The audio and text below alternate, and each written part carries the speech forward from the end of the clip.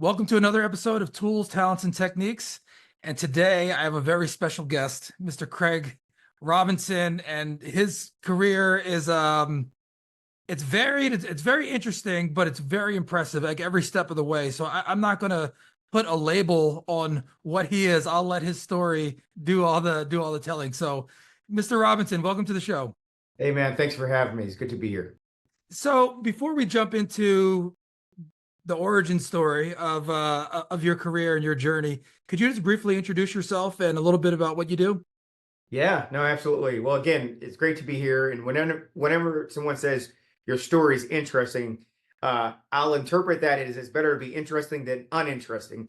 And it just continues to be a journey and an exciting adventure. But the quick highlights are I'm almost a 25-year kind of real estate person, been in this industry for quite a while now. And like anyone who's been in this industry that long, you've kind of moved around to navigate the cycles. But I've also just had some really cool seats that I've sat at around the table. Spent most of my career on the services side with the companies like Trammell Crow, which became CBRE, and companies like that. A few years on the investor side with AIG, and now in this latter, kind of quarter, I'm mostly on the advisory board side. But the more specific steps where I started with Trammell Crow and in the corporate services and advisory space. I spent a few years doing that. Really loved it. And then I spent a few years with AIG in real estate investment development and came back over to advisory services, running Cassidy Turley's corporate services division, which became Cushman Wakefield years later. But that was my first division CEO gig. And then I spent a few years after that running the U.S. region for Colliers International. So was then responsible for about $1 billion of revenue across capital markets, property management, all of the services that they offered in the U.S., and had an opportunity to help take the company public. And then I had one more run with the brokerage shops. I ran corporate services for Newmark globally and was also there for the IPO of that company as well. It was a lot of fun. And then I got this idea that I wanted to be, kind of in the tech, progressive, leading, kind of where's the hockey puck going in our industry. And I went to work for WeWork. And we could talk more about that, but ran a global division for WeWork and later Industrious. And now I'm serving on boards and an advisor to CEOs and giving back in a different way. So anyway, that's the quick story, and it certainly is interesting. Okay, well, I'm going to dive into a lot of the specifics. So there's a lot of posts or pins that you laid out there. But before we do that, I want to know about like where you grew up. Like what did you want to be when you grew up? Was commercial real estate or Yeah, finance or anything in your front view mirror? yeah, great question. I didn't even know this was a industry. I didn't know it was a thing you could do. I never even thought about it. I didn't grow up in a family or a neighborhood where people, at least that I recognize and acknowledge, were in the real estate profession. And so it wasn't something that I thought about until much later. Grew up in Atlanta, Georgia, and Southwest Atlanta, for those who know the area. And my family's been in Georgia for generations, many generations. And I think as a Gen Xer, we kind of grew up doing mostly what we saw the baby boomers do, and what we were nudged and encouraged to do, which is to be a doctor, lawyer, engineer, something respectable, something safe, something for where there were groove lines kind of well defined. And largely what you did was not in service of your happiness, your joy, your purpose. It was in service of safety. What is a safe, good, reasonable job that will pay you well and that you'll be able to have a reasonable existence in society? And oh, by the way, what are you good at? Are you good at math and you're good in science? Are you good at with that kind of rubric? Okay, a guy like me from Southwest Atlanta, I went to MIT. I studied information technology, thinking I'd be an engineer. Quickly realized that I wasn't passionate about that. I wasn't excited about it. I'm excited about people. But were you good at those things? Because you said like math and what things were you Yeah, I good was. at? I What thing? was. Yeah, no, in high school I was good at those things. And I think a lot of happiness for my generation has been defined by success. Like, what are the things you're good at? What are the things you're acknowledged? Where did you get trophies? Where did you get seen? Where were you acknowledged? Where did you get love? And that's when I felt, seen and loved is when I did well in class. I did well in certain subjects. And so the happiness largely came from, excelling. And it wasn't until later that I started to have an interest in other things for where there was not a blueprint. At some point I graduated from college and I did IT consulting. I was with Arthur Anderson. It was a great experience, but primarily the experience taught me that I didn't want to do that. Oh, And I love any job that you can have right out of school, which helps you to test the hypothesis. And I always tell people any place where you can start to get a lot of exposure to a lot of things to kind of quickly, one, be exposed to things, but also just test the hypothesis is good. But I realized I was really interested in urban renewal. I didn't use those words. I would have said, I'm interested in economic development. I'm interested in like my city, Atlanta. And if you'd asked me then, I thought I'd eventually get into politics. And my thought was like, wow, I grew up in this city. I love the city. I'd love to come back to this city and be a part of transforming it, developing it, because it turns out that I grew up in a not so great part of Atlanta. And although the city was amazing, there were parts of it that weren't. And I wanted to be a part of like transforming that. And so as I had coffees and talked to people about my interests, you can imagine how people eventually said, you might want to do real estate. Real estate investors and developers and advisors are people who play a big role in that. So I was thinking city, communities, urban renewal, and then back ended into like, oh, real estate is a way to do that. And it was a hard industry to get into. And so I have to say that once I realized that that's what I wanted to do, I didn't know how to get there. I kind of had a sense where the North Star was, but I had no way to get there. And that really is where the story really gets interesting. well, before we get to that, and you mentioned you were at MIT, so commercial real estate was nowhere to be seen so far. Like none of your classes were you doing any type of economic. It was all towards engineering. I never thought about it, to be Wow. honest. I never thought about real estate outside of the home that I lived in. It just never even occurred to me. Like, I mean, and I think in the early days when I imagined that I'd be an engineer, if there was any type of imagination and kind of creative thinking, it was around like, you know, sci-fi, and it was about creating space travel. It was about robots. It was about like I was kind of a geeky kid, right? Like I grew up reading comic books. I had hundreds of comic books. I knew any and everything about all of the Marvel, DC, Transformers. Like that's the kid I was, right? Yeah. Like um and so for me, like the idea that I was going to do something in science or STEM or engineering was mostly in service of that. Yeah. But I realized that, you know, while I was a creative type and a dreamer, my passion, like when I really came to life, it was when I was doing things with people. So, like for example, when I was in college, I was class president for 2 years in a row, second Black in the history of MIT. When I was in high school, I was SGA president. When I was my fraternity, I was vice president of my. So, like, no matter what I was always kind of on the side doing things with people. Hmm. And I had to flip that around and realize, like, no, actually, what you really love is doing stuff with people. You love ideas, you love vision, you love strategy. But I didn't have the vocabulary, and I didn't know that those are things you could do vocationally.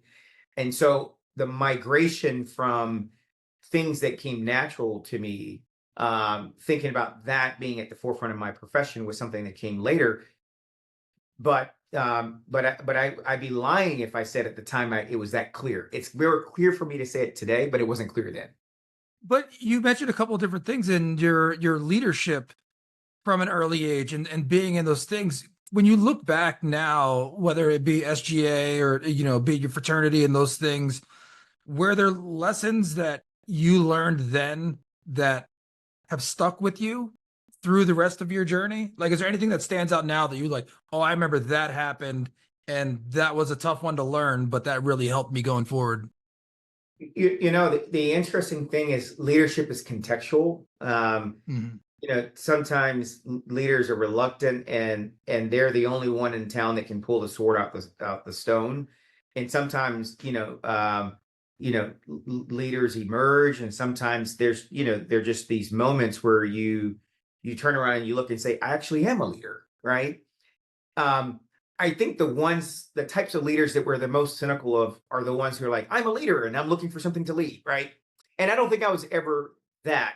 At least I'd like to think I was never that, but it was always more so that when I was in environments or organizations where something compelled me, there was a cause, there was an issue, there was a moment where I felt like the right answer is A, and I know everyone else was thinking it should be A, but no one's saying A. I had a certain, confidence, and maybe it was ignorance. Maybe sometimes you just don't know what you don't know, but there were just moments where I was saying, like, the answer's A. Guys, it's A. Let's do A. And Well, so, let me add something to that because I think this is important. Sometimes that, like, yes, the answer is A, and how hard can it be to get to A, right? And a little right. ignorance of knowing how hard the process is. So I didn't mean to cut you off, but I Yeah, think that's you're right. I mean, like, you're pump drunk off of optimism and and maybe a little bit of confidence, but more so you just really believe in a thing. And I found, like, whenever I felt like I was a zealot for something, I almost kind of had blinders, the way a shark just rips through something and you notice his eyes close and it's just like rip. And I could have one those moments when I felt very passionate about something where I just, like, I'm not even sure how I'm going to do this, but I'm going to do it. Like, for example, when I was in college, um, in I think it was 1995, there was the call for the Million Man March. And for any African American male who was in college at that time, in the US at that time, like, you understood that this was something important happening in our community, regardless of the politics and how people view the organizers and the intent and this, that, and the other. Because although I was a kid at the time, I understood that people had some positive and negative views of it. But for by and large, the idea that this was a day of atonement and for men to gather and talk about the agenda in the community was very powerful to me. And I thought it should be powerful to all of the few Black men there were on my campus at MIT. But I went to the institution and I said, hey, I think this is important. And I think we should get buses and vans and take anybody who wants to go down to Washington, D.C. And so I got MIT to fund our trip to go down to the Million Man March. Hmm. I mean, like, was there any blueprint to say, like, this is something an institution would fund and support? Like, no. I said, but this is an educational, this is a cultural experience. And I went and we sent 7 vans to DC, and a few people from Harvard, because we had some extra seats. So come on. So we took 7 vans down, and that was just a vision I had. But that's the kind of thing that I found myself doing. And for the rest of my life, it would always be those kind of moments where, even in companies that I worked, where I felt like this is something we should do, this is something we can do. I feel passionate about it and I'm willing to take the chance. And in many times that's worked out for me. Sometimes it doesn't, right? But you learn from those. But by and large, that was always the motivation. Mhm. I want to jump forward to when you mentioned that you got your you were doing consulting, you started to get aware of commercial real estate, and then you get into that world. What was you said it was difficult to get into it, but Oh what yeah. were the initial challenges that you faced, and how did you overcome them? The challenge was a fewfold. The first was I didn't know what I didn't know, right? So even the vocabulary to kind of describe what I was interested in, even knowing who to talk to, right? So I started off from a deficit, right? Which is like, um, where someone who's grown up around this and had people in their lives who did the thing and who coached them or directed them or set them up. I was starting from not even a few steps behind that. I was setting like a few blocks behind that because I didn't even know what to ask for. My entire life up until that point in my 20s was just like, I was almost just on the formula of, like, you do this, then you do this, you do this. And now I'm starting to like go off the path. So the first thing that was difficult is, like, finding vocabulary to describe what I wanted to do in a way that was helpful. Number two, talking to people and figuring out who could help me get there, which requires another thing. Number three, vulnerability. Like, I don't know what I don't know. Can you help me? And that's not something many people feel comfortable doing. Um, and not only is it just like being comfortable, is being comfortable with rejection. And so I spent so much time just having coffees with anybody who in the real estate space. I realized this is real estate. So now I'm like having coffees and talking with people. Can you help me? How do I get in this industry? And ultimately I had someone he's a great friend now and was then, someone who took an interest in me, who helped me get my first internship. And it wasn't a paid internship. I took my vacation time that I had saved up at the firm that I was working for, is Arthur Anderson, which is now long since gone away. It became, Anderson Consulting, and then eventually Accenture. But at the time, it was Arthur Anderson Business Consulting. I'm dating myself, and I saved up my vacation, and I went and worked for free, more or less, for Cushman and Wakefield in New York, because someone made a call and said, "Hey, there's this guy. He's really trying to get in the industry. Can you, let him just come up and just shadow some brokers, whatever." And so literally that someone made that call for me that got me that internship. And it wasn't really doing anything highbrow. I mean, I was like helping some brokers, like to write down comps and take pictures of buildings. I mean, it was very, very like not sophisticated. I'd gone to MIT. I was doing tech consulting for, Arthur Anderson. And here I am like with a yellow pad, like writing down what I saw at the buildings. But I was like happy to do it and take my vacation. I slept on my buddy's sofa in New York. I'd never been to New York in my life at that point. Were you really happy to do it? I mean, because again, coming from MIT, so you were on this path, and then now you're, taking notes, getting coffees, taking pictures, or whatever else you were doing. It was humbling, but I didn't think of it that way. I thought of it as like, let me go, see if this is something I'd be interested in. But there was also some things that were really exciting. So just, when I graduated from MIT, I worked in consulting, but I worked in consulting in Europe. So I'd had some really cool experiences. And I was realizing getting into real estate was going to be hard. And so I decided I was going to go back and get an MBA. So I'd already applied and gotten into Harvard Business School. So in my mind, I'm already moving in that direction. So this was, let me go get some experience. Let me go test the hypothesis. Let me just start the process of getting into this industry. And so it was the summer before my first year of B school. I'm basically like trying it out, and someone gave me an opportunity to try it out. And the work that I did wasn't all that interesting or memorable, and in and of itself wouldn't have been the type of work would have been like, yes, this is what I wanted to do. But what I was excited about was, this is my first time. I'm from Atlanta. I'm in this big city, New York. Looking at these big buildings. Even if I'm doing something almost administrative alongside these brokers, these are guys with jets. They're obviously wealthy as best I can tell. I'd never known anybody who had the kind of money like the brokers I was meeting at that point in my life. I mean, they literally had jets. And and then also too, one of them would always, he took an interest in me, and he would always insist that we meet and have lunch at the Harvard Club. I'd never been in spaces like that. Now, obviously, I just got into HBS, but this was all still very foreign to me. And just to be in rooms where like the type of caliber of the people in the room was just really interesting to me. So the work was less interesting. The exposure to the space, the ecosystem, the personalities, what they look like, what they dress like, the things they're talking about. That was really more interesting to me. That the size of real estate, just the sheer magnitude and scale of the buildings, right? Like, so all of that had a huge impression on me. And, and I think it further cemented that this is something I wanted to do. My first year business school, like everyone's first year in business school, you're really just focused on like the classes and the courses, and try not to like hit the wall, fail out, whatever. You're like super nervous about like, whether or not I belong here or not. But I was clear that I wanted to do real estate. And it was interesting because at the time, .coms were like a really big thing, and everybody was trying to start a company. This was this was 2000, 2001. My first year business school was 2000. And I'm interested in something that's kind of like not super exciting. Everybody wants to go do a startup .com stuff. That was really, really huge then.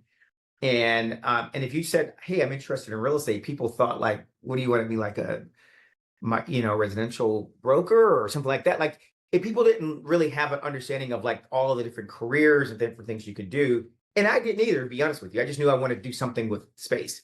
But I felt like I wanted to be on the investor developer side. And so I thought, I've got to find a way to get to Wall Street. I got to find a way to get to the money side of the coin. And so I spent my first summer working at Goldman Sachs. And Goldman didn't have a way for me to work directly in real estate, but I thought, like, if I could just get some of the polish on me, some of that Wall Street polish on me, and let me just be in the room with the money people and be in, kind of the epicenter of like where money changed hands and deals were done. I was moving in the right direction, and I worked in their M&A and investment banking group. And it was the first time I'd ever realized that I was, one, not good at something, two, I didn't enjoy it, and three, I need to be a little bit more clear about what I want to do. The work of investment banking is super sexy. It was cool to tell all my friends I'm working at Goldman Sachs and I'm doing this really cool stuff. But the reality is I really wasn't good at that work. I wasn't good at, reading financial statements and like working 23 hours a day, and with an hour of sleep trying to put together a book for something. It didn't play to any of my strengths. And it was an important summer because, one, I respected those for who it was their strength and they were good at it. And I respected the institution and I had a great experience in terms of exposure. But I realized that I needed to be more focused on going back to what is your passion and what is it specifically you want to do in this space, and really try not to get lost in the woods of things that sound good, things that everyone else was doing. Because ultimately, the work that I've done in real estate has largely been non-traditional. And even to this day, that summer has given me the strength to kind of largely walk a slightly different path in the industry. And we'll talk more about that. But that summer was really pivotal in me seeing that. Do you feel like you mentioned a couple times that sometimes you don't know what you don't know, right? And so you coming into this industry from a non-traditional path, right? You're coming into this and not only being exposed to these different spaces and these rooms and these people, and you're like, oh, I didn't know what this was like. I didn't know, how this world works. Do you feel like you had some type of advantage/disadvantage with your engineering background or from that mindset? Do you feel like anything that you brought into that allowed you the opportunity to say, hey, why don't we try this and not that? Or why don't we look at this? It's a great question. I don't know that there was anything in my formal training besides critical thinking and reasoning and, which those things are, lifelong in service of any and all things you do. But I do think what was important for me was more of the EQ than the IQ. The EQ, which was like, I can do this. The EQ was, I felt a certain kind of, calling, like I'm supposed to be here. Statistically speaking, I'm not here. Statistically speaking, there's no reason why I should be here. Statistically speaking, there's no reason why I'm in this room while I'm in this, this office in this building, sitting next to these people. I grew up in Southwest Atlanta. Nobody in my family, I can't even describe what I'm doing. Like they wouldn't even understand what I'm doing. Like there must be a reason why I'm here. And even in moments where I doubted myself, either my capacity or my capability, I always felt like, but there's still a reason why I'm here. And so that allowed me to be more passionate about the quadrant, even when the coordinate was not clear. I know I'm supposed to be here. I don't know where in here I'm supposed to be, but I'm supposed to be in this quadrant, right? And so I wasn't overly disappointed when a coordinate didn't work out, like this X and Y, like that doesn't feel right, or this is not maybe but I know I'm in the right space. And so I think what served me well was less so like I've been trained in a certain methodology for solving these problems. Like, no, I think I just had a whole lot of like stamina, endurance, and like sense of purpose, which, by the way, when things were darker, more unclear, or more actually antagonistic, which is certainly became years later in my life. Um, I would say that more than anything. I don't think I've ever been the smartest kid. I don't even think I've ever been the most qualified or capable. I just think if I'm doing something, I believe in it, and that is a pretty rich fuel source. Yeah, that's amazing.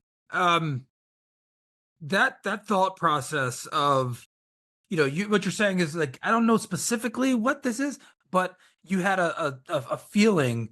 There's a, to put it in musical term, if you're playing a note, it's like, it's not the right sound, but it's the right chord, right? Like it's not ringing out right, but it's not Yep. it, right? And so how do you figure that out? And you play by feel for a little bit. That's amazing.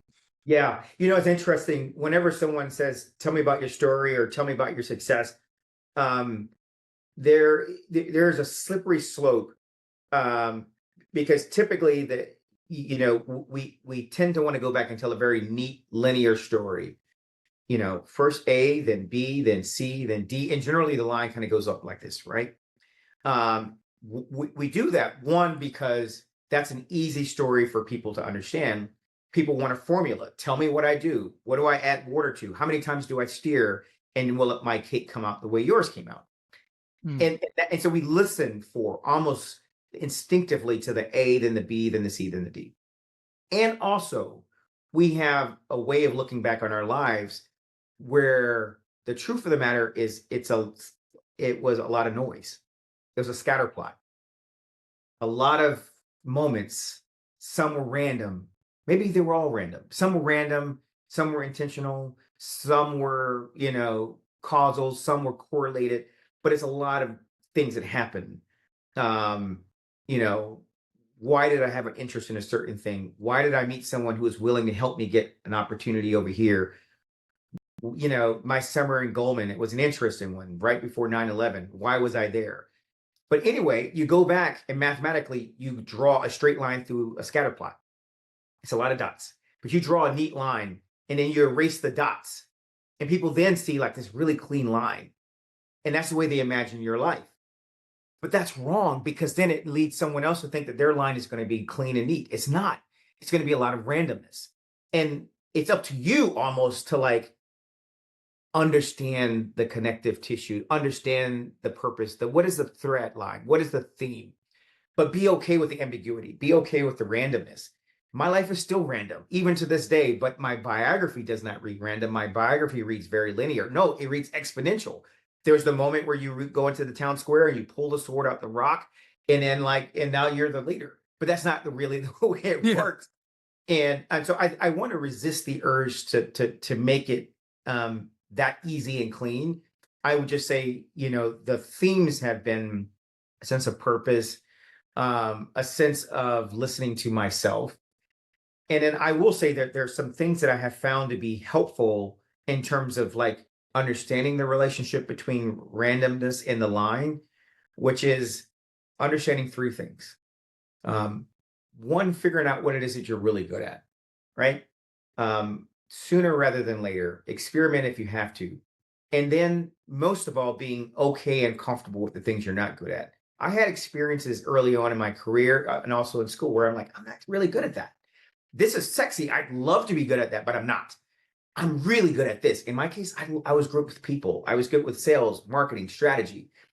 Those things didn't line up neatly with being a big Wall Street real estate investor. Like, no, I was actually really good with people and strategy and ideas and making complicated things simple.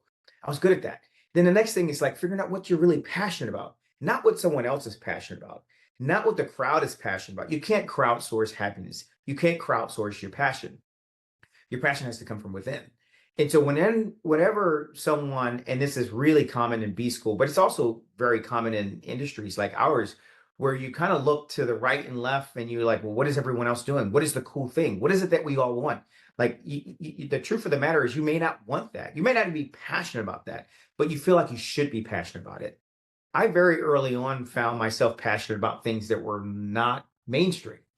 I was drawn to challenger brands. I was drawn to innovation. I was drawn to like novelty, which led me to work for companies that were kind of upstarts or doing weird things. Um, and I took roles in those companies that played to my strengths. And then the other thing too is just figuring out the lifestyle you want, right? Like work-life balance, that's one aspect of it, but risk reward, the how do you want to spend your time? And I have found that if you could just keep what you're good at, what it is that you're excited about and passionate about, and the lifestyle you want, if you could keep those three things in balance, you generally will, by and large, find yourself on the right path.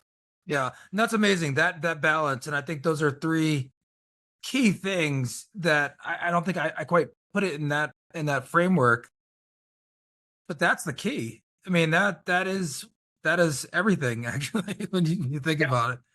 It's a framework I came up with a few years ago. It's called JAIL. What are you good at? G. What is it that you're excited about? E. And then what is the lifestyle you want? L. And the key is to keep that a perfect equilateral triangle. If you ever find yourself doing something that you're good at, you're excited about, but it doesn't play to the lifestyle you want, you're going to be disgruntled. I'm not seeing my kids. I'm stressed. I'm taking too much risk. So if it skews, if I do something that gives me the lifestyle, the money I want, I'm passionate about it, but I'm not good at it, you're not going to be a top performer and you're going to get weeded out. If you do something you're good at, gives you the lifestyle you want, but you're not passionate about it, you're doing it for the wrong reasons, you're going to burn out. And how and I would say this because a lot of these times and these all right, let's step back for a second because what you said about seeing that linear line and like, oh, this is what it is, and I'm glad that you brought that up because one of the things that I love about having the show is that we can really dissect some of these areas where people are like, oh, then I did this, and then I moved to New York. It's like, well, wait a minute, why did you do that? Like, because in our minds we start to skip over some really important things when that is where the lessons are. That's what people want to know. Like, what was that thing that you said? You know what? Maybe I want to do this. Or like, what were you doing when you had that idea, when you talked to that person that prompted you to go there? And so that's like pulling those things, the different tools, talents, and techniques Yeah. from people's experience is one thing that I really love about the show. And so one of the things that I would ask of you to dive into a little deeper is when you have a decision to make, when you're saying this, this gel, this GEL, right? And you're at this point, and maybe it's a feeling that you say something's off, I'm not spending time with my kids, I'm not really good at this, I need some help. Like, is there a process that you have to dissect the feeling? Like, Yeah. when you have the feeling, do you meditate? Do you walk? Do you write it down? Like, what are things that you do when you have that feeling? That's a great question. It's an excellent question because the signs and the signals and information, everything that you need to know may be there, but you may not want to hear it. You may not want to acknowledge it. You may be in denial, right? If you go back to each one of those things, because I have done all the things that I'm going to tell you not to do. I've done them. That's why I know it's so easy to do it. It's so easy to stick with something you're not really good at because we live in a society that tells you to keep trying, work harder, get an extra tutorial, double down, get a mentor to help you get better at this thing versus saying, quiet, let me think about what it is that I'm really good at. What is the thing that I can do easily that no one else? And even if it's not sexy, but that requires courage and self-awareness.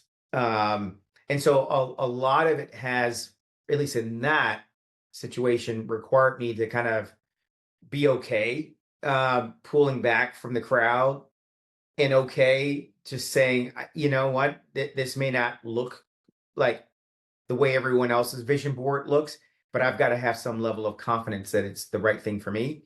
So that's number one. And that may be, to your point, you need to pull away from, you need to remove yourself from a certain space because we're social animals and social animals want to belong. We want to belong. We want to be accepted, but maybe you're around the wrong animals. Maybe you're around, and maybe you need to have fewer, right? So, for me, it was important when I graduated from B school, and even in my second year, I stopped hanging around all the cool kids, right? Like everybody's like, I'm going to do private equity, I'm doing venture capital, I'm doing this, blah, blah, blah, blah, blah. And it was really hard to hear what I wanted to do because I'm so in tune to listening to what everyone else is doing.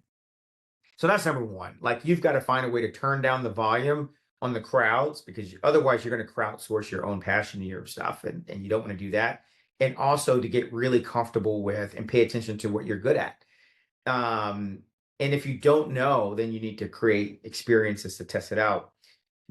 So that was one of the things that's really important for me. The other thing too was I had to get comfortable with failing because the only way you're going to realize, like, I thought I liked this thing, but I don't like it. Or I thought I was good at this thing, and that requires you to take some chances. And we also, particularly people in our community, my generation, Gen Xers, we are hardwired to do things that are less risky, more certain, more predictable. There's past data that suggests that this is a good thing. We grew up like talking to our mentors. What should I do? Blah, blah, blah, blah, blah. I remember when I was young, I used to always read Black Enterprise. I just always wanted to read, and I just read their biographies. Like all I would do is just read like whoever they were talking about and read their biographies. Like, and for me, I was always looking for the A, then they did B, then they did C, then they did D. And you almost like that's, and if somebody throws like a Q or R, it's like it throws you out of whack, right? So like part of it is like, getting to the point where you're willing to take risk, even if you haven't seen it before, but you got to take some risk. So that's the other thing is being comfortable and taking some bets on yourself, being comfortable leaning into your strengths, even if they're not, clear how you're going to make money or do something with it. And also just being really focused on the things that you really are passionate about. And that means turning down the volume. When you talk about um being willing to take those risks when you see them because you're passionate about them, whatever, is there because you are an analytical person. Like yes, you have high EQ and all those things, but you're obviously a very intelligent person, and you make these. Do you is there anything like, do you write things down? Do you have a process by which you make decisions? Yep. Simple as a pro con list. Is there anything like that? Yeah. So I have a few frameworks, but the frameworks have come later in life because I think in hindsight, I realized, for example, when I realized I wasn't in my jail and in my jail, I need to be over here, I realized that there's a way to pivot. There's a way to pivot. And I would think about there are three P's that define how best to pivot. The first P is our people. In the marketplace, you'll be defined and valued for who you know. Hmm. Next P will be process. What inside the organization is the function or the thing that you know how to do? Sales, marketing, investment, whatever. The next P is like the product, or the industry or the sector. And you've got to realize that at any point in time, those are the three P's that define you. But if you want to get from here to over there, you've got to figure out how to pivot one of those at a time. I'm going to keep my network, but I'm going to change my function. I'm going to stay in the same industry. But ultimately, maybe I want to change my function and my industry. So I've got to change these out one at a time. So I've used like frameworks like that to help me think about pivoting. I've also, I've also had a board of advisors, people who knew me well. I've also who would give me the hard answers and be like, Craig, why are you doing this? Why is that interesting to you? And push back on my hubris or push back on my excitement. I can get excited about things, and like I'm a Sagittarius. I could just, if I'm excited about something, it's powerful, like the juggernaut. Once I start running, you can't stop me, kind of thing. But I have some people who could stop me and be like, Craig, just relax, sleep on it, see if you still feel that way. So board advisors have been really helpful to me. Number two, everyone talks about sponsors and mentors, but let me just say what those two personas did for me. I had mentors who I was comfortable being safe with. I was comfortable being vulnerable with. So people who I could go and say, I have no idea how to handle the situation. I'm running into this issue. I feel safe telling you that. There were times where I knew in roles, even when I had very senior roles, that I felt I was probably failing, or if not failing, I was heading in the wrong direction and I didn't know how to turn it around. And generally speaking, it was because of like my inability to manage certain politics or certain types of conflict in the work environment. And I needed help. No one that I grew up knew, had experience dealing with some of these types of things, but it required me to be vulnerable with certain people and say, I need help. And that wasn't something I grew up really knowing how to express, because you're so comfortable to like showing up, like I've got it figured out. And, because you've been projecting all your life, you've always been over your skis. So if anything, what you're trying to do is just like prove to yourself you can do it and prove to everyone else. But there's sometimes it's okay to be like, I'm not sure I can, I need help. So that was number two. So board advisors, right kind of mentors, but being coachable, being vulnerable, make mentors more useful to me. And then sponsors, many of the opportunities I had that were meaningful and step functions, like, so going back to that scatter plot, like all of a sudden, like there's one dot that just jumps up like an outlier. Like, okay, what happened between this cluster of dots and then all of a sudden this one in your life where you just stepped up? For me, I went from being an individual producer contributor to being a division president. There was no logical reason why I should go from being an individual producer contributor to running a P&L, a national P&L in a company, which was then Cassidy Turley.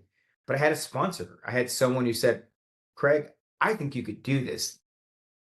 Based on what I know of you, I think you could close the gap. I didn't even know if I could do it, but I had a sponsor who thought I could. And that sponsor is in a room you're not in. And that sponsor is advocating for you, like, give this person a chance. If I told you a story of my career without talking about the role of the sponsors who were ahead of me in a room I wasn't in, who saw something in me that I didn't even see, who pushed me and pushed the organization to like give it a try, I'd be lying to you and certainly myself. And if I told you that even once I got in that room, there weren't times where I felt I was failing or underperforming and I needed mentors to be like, okay, if you're going to stay in this room, here's what you got to do. I'm like, man, thank you. Like, and if I told you that I didn't have a board of advisors when I felt low and I felt dark and I felt alone, just like, you got this, man. You came from Southwest Atlanta. You're here. Like, you're supposed to be here. Like, I don't have room in my biography for that, because that really is my biography. That really is a story of who I am. But you ask, like, what are the things I do? I'm just very sensitive of the role of those people in my life. That is unbelievable. That's fantastic. And I think that is the thing that of that scatter plot and that thing. If you were to, turn that on its axis and see what the common theme is, all that, it goes back to what you originally said. Yeah. And that's people. And Yeah. that's being with people and creating those relationships and that connection and all the other stuff you can do, like, spreadsheets, uh, you know, you know, somebody else that loves doing that can do those things, as long as you can understand at some level. But really, when you have those people that you can generate those relationships with, that's been the key. So I'm glad to hear you. I'm glad to hear you say that. That's deep. It's an interesting thing because in some communities, at least the ones that I come from and maybe you come from, we spend a lot of time focusing on our technical skills. In some way, in some part, because we've grown up in a society that has told us that we weren't smart enough, we weren't talented enough, we weren't capable enough. And so the inclination is to want to over index on qualifications, like get more degrees, more certifications, more classes. I remember, right out of B school, I was so concerned with my technical proficiency. I've got my crib sheets, I've got my little things, I've got my models, I've got my whatever. In B school, I'm highlighting all of the cases because I need to know every little thing. And the assumption we make wrongly is that it's our technical expertise that's going to get us to where we want to be. The technical expertise is almost expected, and if you don't have it, you can't get in the room, and you certainly won't stay in the room. But it has been the least important of all the things that I've learned about not only my success, to what degree you would call it success, but even as I think about those who I feel like you've had an amazing run, it's mostly your ability to build relationships, to build trust, to build followership. And it's the EQ side of things that keeps people from being technically proficient to being a leader, whether it's a formal leadership or an informal leadership, having a voice, to having influence, to being meaningful in whatever organization you're in. And when I oftentimes talk to people who are stalling in their careers or they're not having the success that they envisioned that they would,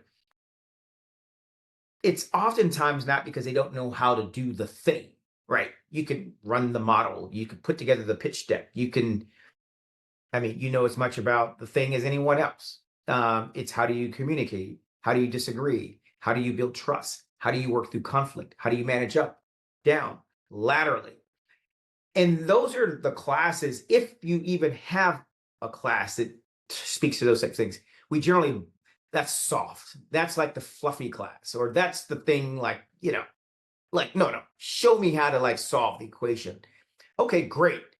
But unfortunately, if that's where your learning stops, you probably are not destined to a lot of success, regardless of what you aspire to be. And so I would, to your point, just nudge anybody who's thinking about where they are in their career, where they want to go.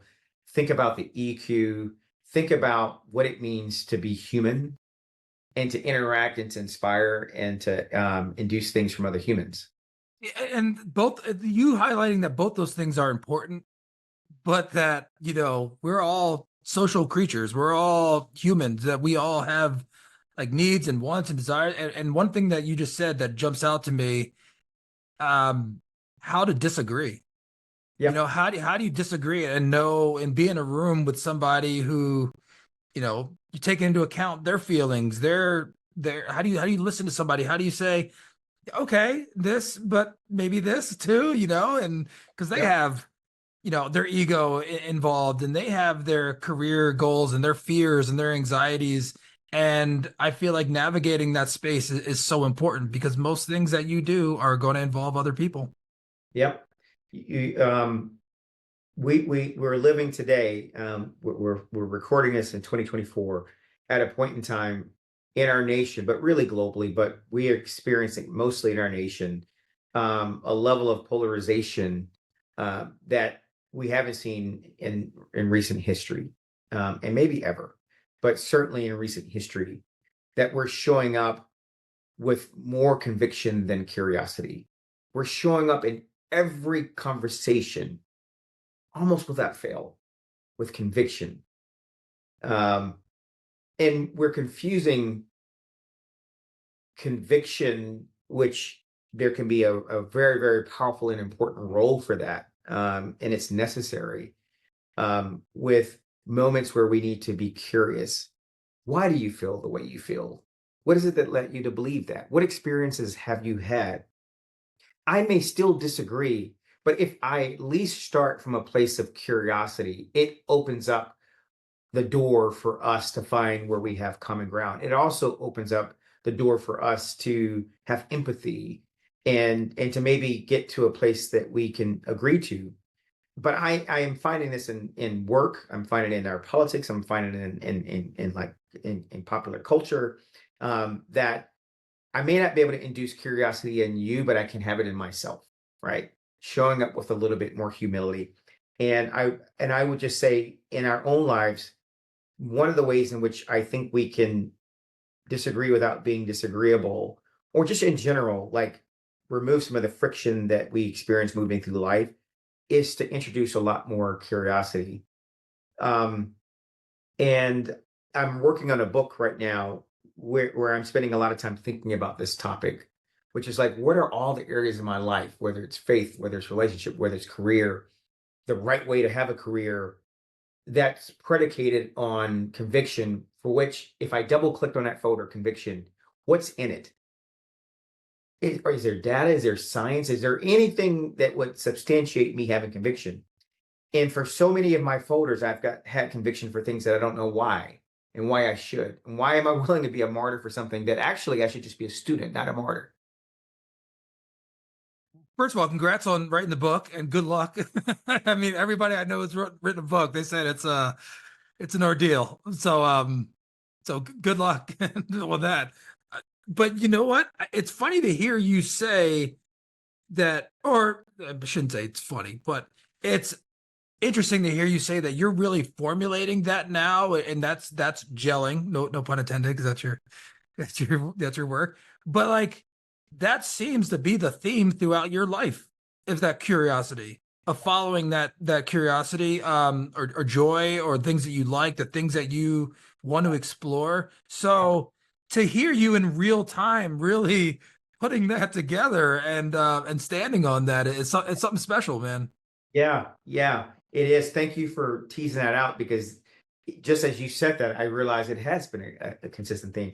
And there was another word you used, which I think it's perhaps one of the most powerful ones right now. It's particularly in this season. And I wish I had it be more front and center in my life sooner, which was joy. Um, we have largely viewed happiness as a byproduct of life, not the purpose of life. In fact, one of the themes that I write about in my book is the IRR of happiness. Anyone who's an investment professional knows that you can make any investment make sense if there's a big enough residual pop at the end, your exit multiple, your exit cap rate. And even you could have negative cash flows for a long time as long as you imagine there's this big IPO, there's this big thing that's going to happen. And if you can believe this big thing in the end, then you will endure a lot of really unhappy things in the meantime. And we do this in our happiness, in our joy, and our careers are examples of that. Where it's like, if I can just like make it to the point where I'm vested, or I make it to partner, or the fun, we're in our carry or whatever it is, but I'm not really enjoying what I'm doing. I'm not in my jail. I'm not passionate about it. I'm not playing in my strengths, whatever, because I'm assuming in the future I'll get to be happy. I'll get to retire. I'll get to do the things I want to do. But let me just slave my way through the next few years. I think that's horribly flawed. And the fact that we move through life and so many assumptions about like the relationships we stay in, because it'll be better if I exit it later. The jobs we stay in, it'll be better if I exit it later. The things, I'm going to stay in this city. I'm going to stay in this home. There's just so many things, which I think the calculus is always let's defer happiness when it's not binary, and looking for ways to bring your joy forward and put everything else in service of your joy. The job, the work, your career should be in service of your joy, not the other way around. And it sounds obvious and intuitive, but we oftentimes are not willing to do the hard work to make that relationship true, which is like, that doesn't bring you joy. It may make you a buck, but you're not going to be joyful. Bring that joy forward. And so anyway, that's also something you said, and I agree wholeheartedly with, is like, we've got to make joy the center of a lot of things we're doing.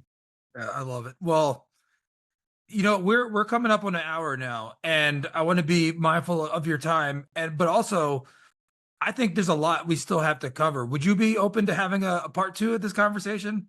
Absolutely. Especially when my book is done. I'm going to come back and talk about the book. Well, yeah, because there's so many different things of all Yeah. the different boards that you're on, and the we work, and yeah, there's so much I still want to go through, but Yeah. but Love I'm so impressed with everything that you've done so far. I'm excited to see what happens next, and this book, but everything. But more importantly, thank you for everything that you're doing, and your leadership, and your vulnerability, and your being willing to be open and share your journey. It's impressive. Well, thanks for this platform and thanks for giving me the opportunity. And I look forward to joining you again. It'd be great. All right, thank you, Mr. Robinson, Mr. Craig Robinson, everyone. Thanks, Justin. Take care. All right.